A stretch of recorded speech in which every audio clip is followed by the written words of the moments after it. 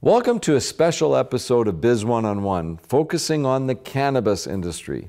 A beneficiary of medical cannabis himself, Hadi Feltham, your grow-to guy, has immersed himself in the science of medical marijuana. As such, he's come to understand and appreciate the importance of the cultivation of cannabis.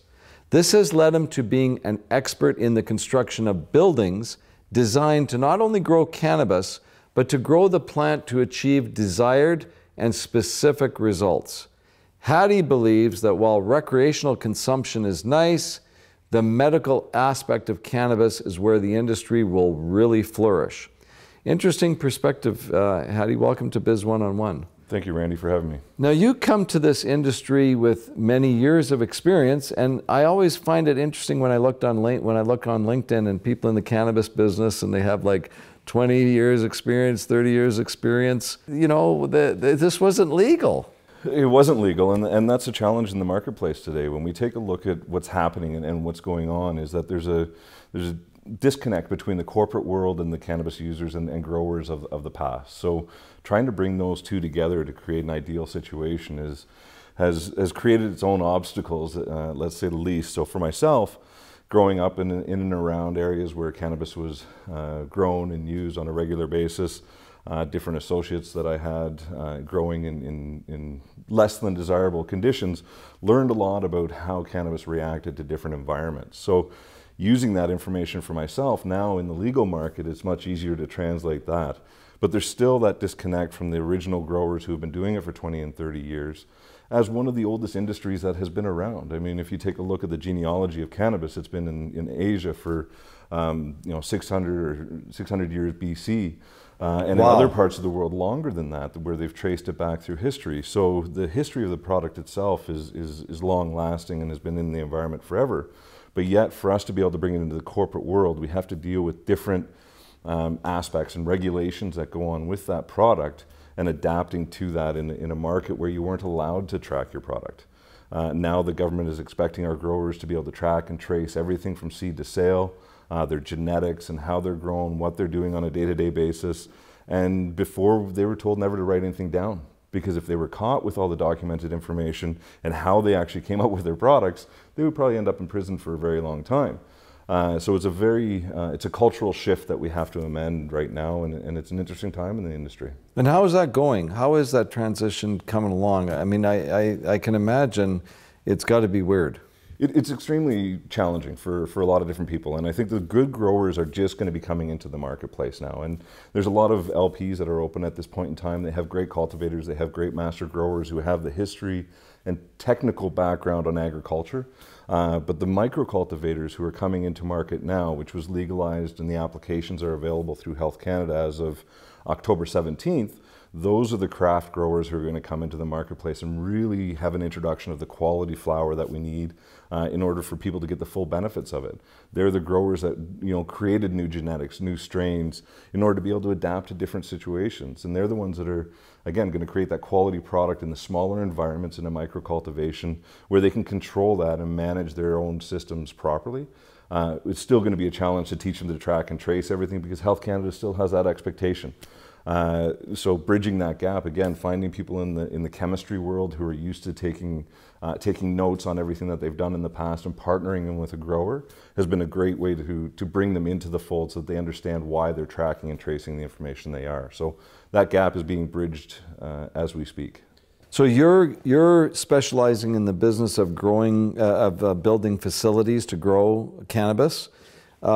But you say that the legalization or the recreational use area is not really what excites you most. No, and recreational use is going to be a gateway for people to learn and understand a little bit more about how cannabis may react for them. Those who were a little bit timid of going into their doctoring, asking for information because it was an illegal product, may now step forward and tell people what's going on. For myself, I took medical cannabis and I take it for post-concussion issues, head traumas, and as well as arthritis. So I know the medical benefits of it. Other people who are just testing it for the first time, the 45 plus who are testing it again, are now learning the medical benefits of that, and they'll be able to go into the doctors. So from that perspective, the recreational side is good because it opens dialogue. The challenge is that it's going to demean the product that's out there for the medical side, I believe, because it's going to create an environment where the consistency may not be the same because we're looking after a different marketplace where we think the value actually is. And the LPs, the large LPs out in the marketplace, and this may not be a great environment to say this, but for the large LPs in the marketplace, their concern isn't the end user. Their concern is the bottom line and the dollar.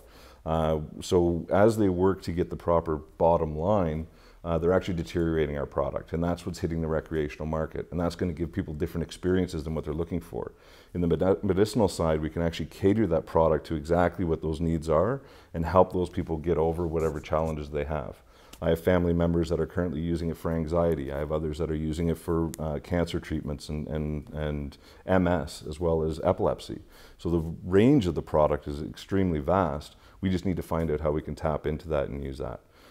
The medical use of marijuana, the legal medical use of marijuana is where we started down this path of legalization. So now with the, and of course it's only certain states and now Canada and certain other countries that are legalizing the recreational use. Are there enough studies out there, and has there been enough research to verify the effectiveness of the medical uses of marijuana? I mean, I know that's a rhetorical question because I guess it's no. It's no, it can't be. At this point in time, because it wasn't legal, you weren't allowed to document a lot of it. And even since 2002, 2003, when we brought in the medicinal licensing and people were allowed to use it for those purposes because of putting up the fight. I mean, it was the early 70s they actually started using it in San Francisco for different ailments, and they've tracked that. And there's anecdotal evidence of how it works, but scientific evidence is going to be years down the road. Because it was illegal? Because it was illegal, and we weren't able to document it. Tel Aviv has the best university that has documented for the last 25 years the results and product that they have, but human trials haven't been able to take place either. When you have an illegal substance, you can't take that as a prescription for somebody to use and then be able to tell you what the benefits of it were. So now that it's federally legal in Canada and we're able to do the research, and in parts of the United States as well, we should be able to gather the information. But we don't even know what we don't know yet in the industry. You know, talking to some scientists and some doctors down in Los Angeles last year, and we were discussing the effects of epilepsy and how it was working for children. And they've been doing research for a number of years now. And a lot of states have now legalized medicinal cannabis because of epilepsy. And that's one of the uses for medicinal purpose. They still don't know how that works. They know that it works, because when they give it to a child who's having a seizure and they stop having a seizure and they go from 300 to 5 in a weekly basis, 300 seizures to 5 seizures in a weekly basis, they know that it's working, but they haven't isolated the compounds and how that's working.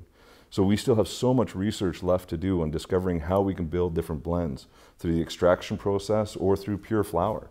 There's a lot of talk right now that the pure flower itself is the best way to go, as full entourage effect with all the compounds put into one product. And others are trying to take them apart and put them back together in different formulas to come up with a tried and true tested formula. So the next 10, 15, 20 years, and I don't know if it's going to happen in my lifetime, we're not going to have an answer on every product. The human body is extremely challenging as well. Matched with the cannabis plant, which has a whole bunch of compounds to it as well, your reaction to the way that it impacts you is going to be completely different than the way that it reacts to myself and again to my wife. So by isolating the different formulas, we're going to have to also, I think, isolate different genes that are going to react to that as well. So if I was to put my money into research and development, it would definitely be on the cannabis plant and the medicinal uses. So tell us about what you're doing specifically with your business. Because you're a small business guy, right? I'm a small business guy, but I'm helping. What I'm doing right now is I'm helping the craft growers enter into the gray, or from the gray market into the legal market, and I'm also helping LPs design buildings that are actually going to produce the cannabis that they're looking for. We are still, and again, I'm not going to say that we know the answers yet, because we're still developing formulas on how it's going to work. When it comes to air circulation, different dosing formulas, lighting patterns, HPS to LED lighting, there's going to be a conversation for a long time on how those different products work. But what we do is we try and look at the individual company that is looking for a grow facility and meet their required expectations. I like a small batch, high grade product, so we design in a 1,440 square foot room. Sometimes we'll take that up to 2,880 square feet and put the plants in there. But I believe that in a small batch situation, then we can produce a product that we're looking for, and we can produce it consistently.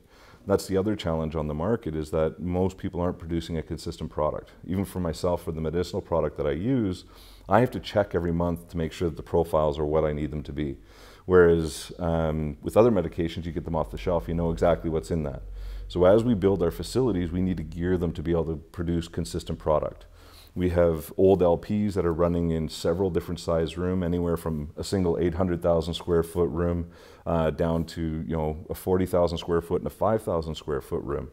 Now, if you're doing the testing and want to produce a consistent product, and you take a product out of each one of those rooms, even though you may have used the same formula and dosing, you may have the same humidity in that room, the air circulation is different. So how does that impact the growth of the plant? How do we, and as we're testing and growing this out, we need to streamline that process and duplicate it so that we can identify exactly what it is that's happening within those different systems to create a duplicatable product. So tell me about your own personal story. But you say you're using it to great effect for certain of your own health issues. But also, I'm interested in how you got into the business in the first place and what your background was. Well, actually, it was an interesting story. About 5 years ago, I was on the town of Crossfield council board, and I was a member of the town council. We were doing a little bit of an economic tour around the town of Crossfield and learning a little bit more about what happened there. And at that time, I was very aware that the product that I was getting wasn't what I needed. And I'm just going to interrupt you for our viewers all over the world. Crossfield being a small town in... Crossfield is a small town in Alberta. Yeah. It's about 3,300 people now. Right. At that time, I think we were at 2,800 people. So you're experiencing a big... we're experiencing a population boom. Yes, we are. And within that case, it's about a half hour north of Calgary, Alberta. So within that area, we were taking a walk through some different production facilities. And again, I was very well aware that the product I was getting was not what I needed. But I didn't want to buy from the gray market or the black market. One, because I know that I have to make sure that everything that I do is above board. So I can't get a product in from a gray or a black market individual, because I want to make sure that if anything were to happen, it's tracked, it's traced, and everybody knows where it comes from.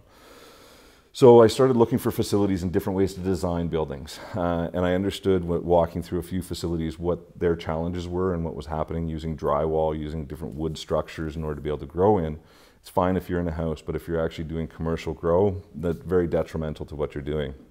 So I took a walk through this factory. It's called Modus Structures, and they're actually one of my preferred builders for their product. And when I was in there, they, at the time, were building classrooms. They've started off in the communication industry, doing communication buildings for Bell Axia all through Alberta. And then they have contracts with Alberta Infrastructure to build schools and modulars. Well, if anybody's been in a modular school from back in the day, they were cold, they weren't very great environments.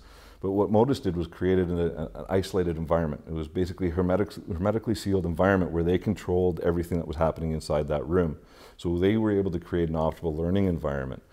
What I saw in there was an optimal growing environment, because the shell of the building is designed and it's structured in a way that it's ideal for growing inside. And being hermetically sealed, making sure that you can actually build a facility inside another facility and then ship it to site complete, is really the ideal way to grow and to build that business. The reason that I say that is because when you're doing a stick frame or you're doing a pre-eng steel building, there's so many delays with construction, there's so many delays with the weather. Not only the delays, but the contaminants that come into your facility. A lot of people in the industry haven't necessarily taken a look at the risk mitigation of contaminants that already exist in their facilities, especially in doing retrofits. A lot of them have had challenges because they didn't get all the organic materials out of the building, and now they're stuck with those in there. And you take the humidity up in a room, and then all of a sudden turn out the lights, you have the ideal atmosphere for mold. And then you're introducing that into your plants, and that can cause challenges for Health Canada, and they won't pass the regulations. So again, building these modular facilities inside, it took me about 10, 11 months actually to convince Modus that this was a viable opportunity. So being the stubborn individual that I am, I took a job with the company as a window manufacturer for them. And I started going in every day with documents telling them that here's your list of information on the new cannabis businesses that are coming into town. Have you heard about this happening in the cannabis industry? Did I tell you how well your modulars would do in the cannabis industry? I don't know if it was that they were tired of hearing from me on a day-to-day basis, or if they actually finally realized that the opportunity that was involved.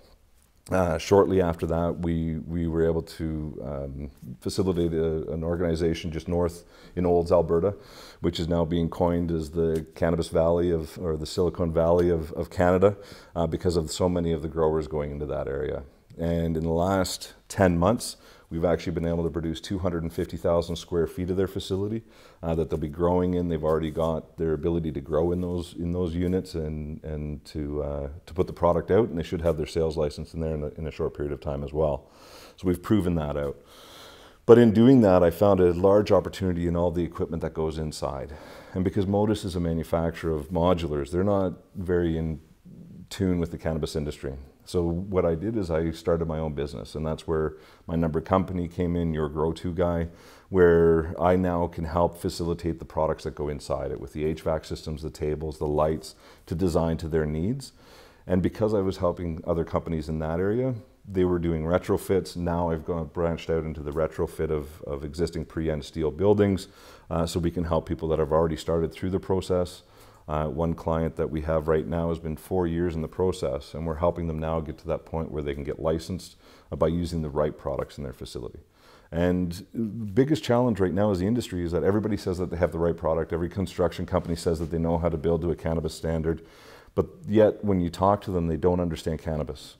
So to design and build a cannabis facility, it's not just about the air exchange, it's about knowing the plants as well. And that's what we're able to provide for myself, is to be able to provide that environment that they can learn a little bit about how construction will actually grow with the plant, rather than trying to match those systems out a different way.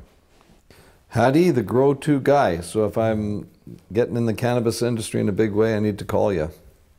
I'd be here to help. Yeah, thank you for coming on Biz One-on-One and talking about this fascinating, exploding industry. Thank you, Hadi. Thank you very much for having me. You bet. Appreciate it.